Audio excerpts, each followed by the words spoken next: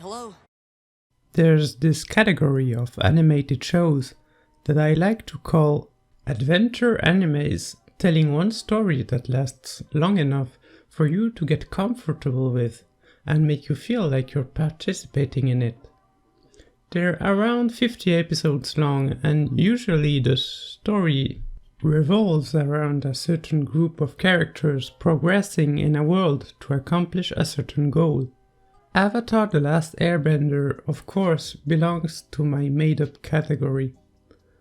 I don't know about you, but after investing time in these kind of shows, I often keep some moments or episodes in my memory that really marked me enough to stay even years later.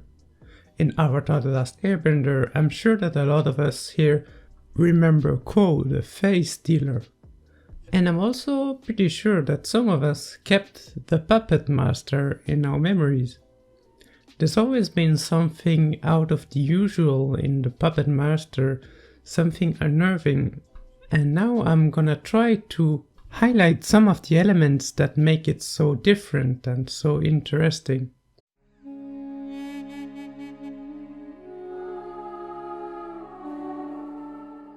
It's good to note that the Puppetmaster was meant to be a Halloween special, and it aired in October 2007, which explains why it has so many conventional horror elements in it. It's the only episode that features scenes from Book 1 in the previously on Avatar section, the passages from the Water Tribe. The episode starts off with the moon being almost full, and there's an important detail to know for that later. According to the wiki, this episode was conceptualized with the name The Dark Side of the Moon. The moon obviously plays a major part in this episode, in a way we didn't see before. We'll talk about the moon's symbols and everything in more details later when we talk about the main fight. It also starts with a little creepy melody that plays throughout the episode. It's a simple but creepy kind of melody that is a very used horror element. It continues with the creepy stories the friends tell each other and the environment they are in. The tree here is very special, has a form that is unnatural. Its sad and leafless branches are over Team Avatar. They look like claws ready to attack them. The episode is set to unsettle us right from the start. We start our creepy stories with Sokka, who tells a story that isn't really that scary, and he overplays them with his screams. Which isn't something we can imagine out of the ordinary for Team Avatar, as he has often the goofy role. But the fact that Katara tells the Water Tribe story of Nini changes that completely. Katara is, out of the four friends, the one we would expect the less when it comes to try to be funny or scare others. Her story gains even more serious as it is one about a tribe, which is something Katara is very attached to. We wouldn't imagine Katara telling this just for the fun of it. Facial expressions and angles on faces will play an important part throughout the episode as well. The slow zoom here on Katara's serious face makes her story even more unsettling, for example. After Katara's story, Toph detecting something in the ground adds another layer of mystery. We don't know how much we can trust Toph on this anymore. The previous presumed true story was so unsettling that it blurs the character's thoughts and our thoughts, making it harder to believe there's something somehow screaming in the mountain. Hama's house kind of looks like a witch house inside. There's a bit of a mess. There are jars all around, lots of things on the wall, and it doesn't look very spacious. That house also cracks during the night.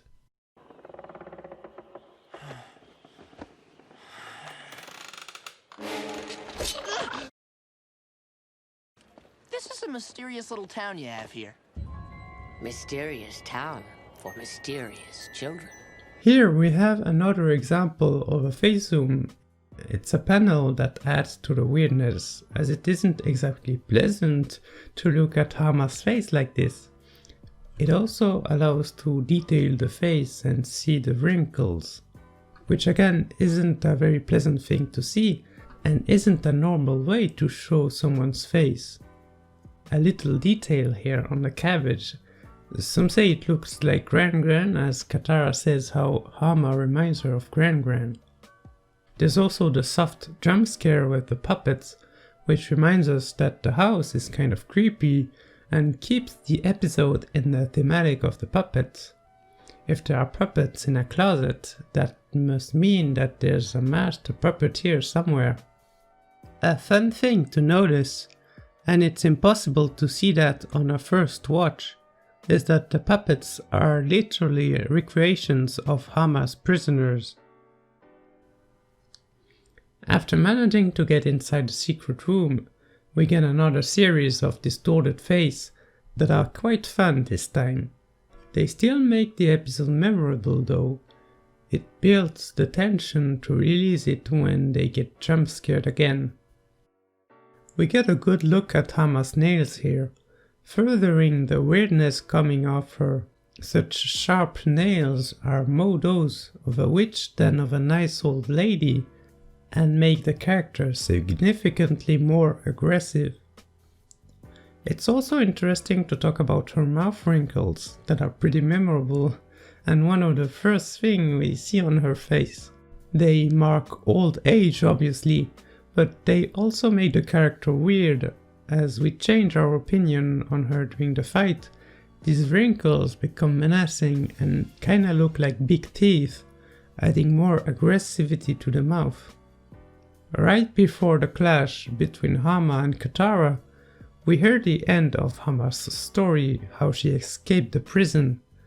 Prisons in the Avatar universe have always kind of shocked me. This one sounds especially stressful and cruel. Escaping it by any means is totally understandable and gives Hama extenuating circumstances on her evil invention, but we all know that she didn't stop there.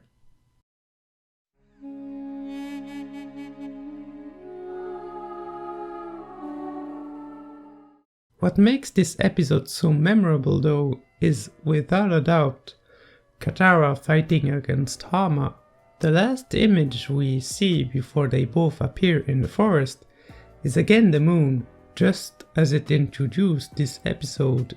It's almost as if we were about to see the next episode, as if it was closing what we just saw and was about to show us something new and different. It also reminds us that the moon is an important element in this episode. There's also something weird about the moon. Like we talked about zooms on faces before, it feels unnatural to see the moon so close. It even merges a little later with Katara's face. It shows how the moon is almost a third actor in this fight. Before Hama tells her story, she also takes a deep breath of the power the moon gives her. Her veins bulge and we get another phase zoom that is extreme this time, with this expression of ecstasy. The moon here also has a role of being a horror element. Hama changes and draws power like a werewolf, which is something in the total opposite to what the moon was until now. The moon spirit is a gentle, loving lady. She rules the sky with compassion and lunar goodness.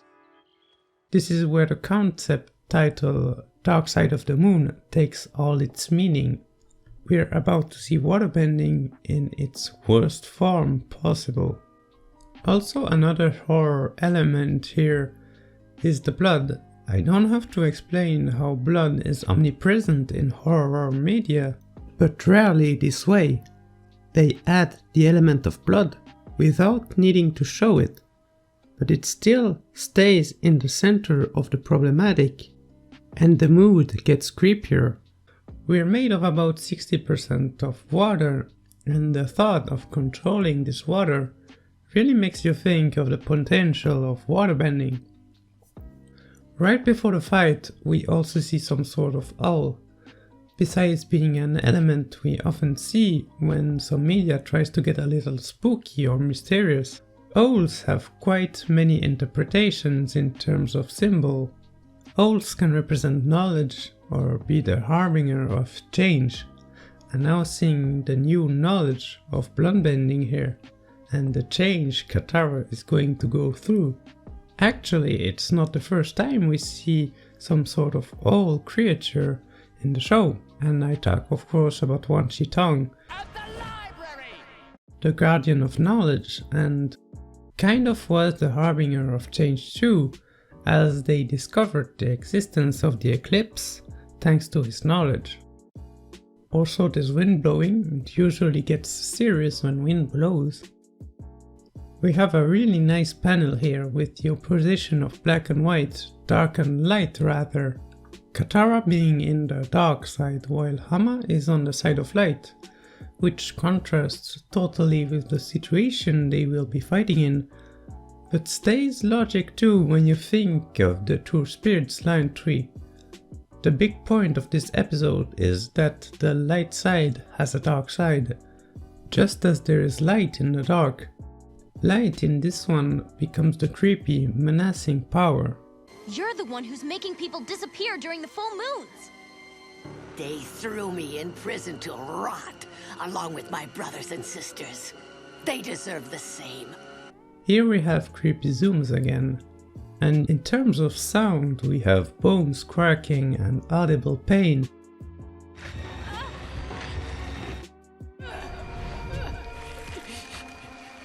What's interesting to hear also is when Katara gains back control, she manages to regulate her breath very quickly.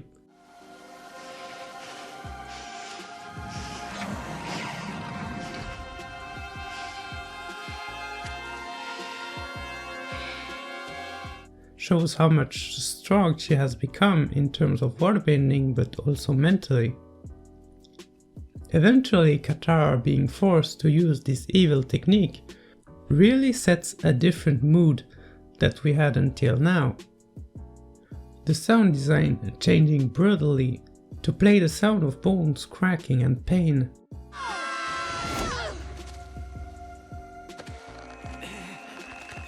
When she manages to turn the situation against Hama, but at what cost?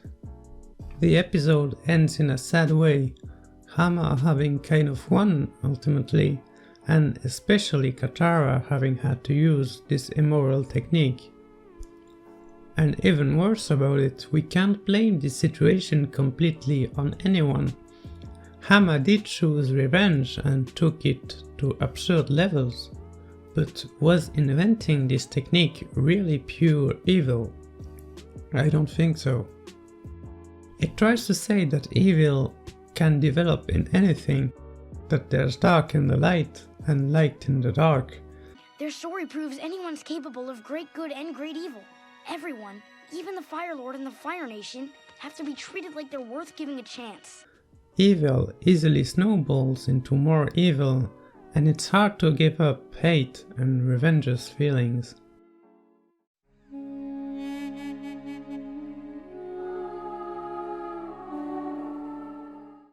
The episode showed us how Katara is a capable bender.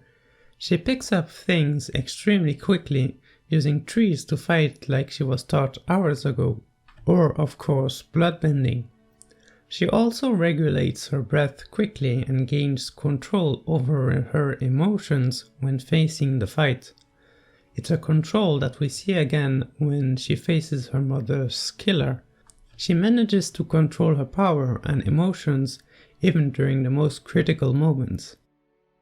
We said before that owls were a harbinger of change, and I didn't realize back then when I was a kid how it changed Katara. Bloodbending turned out to be useful for her own revenge later on, a revenge that she didn't complete, which also showed us how strong she was. Thank you so much for watching.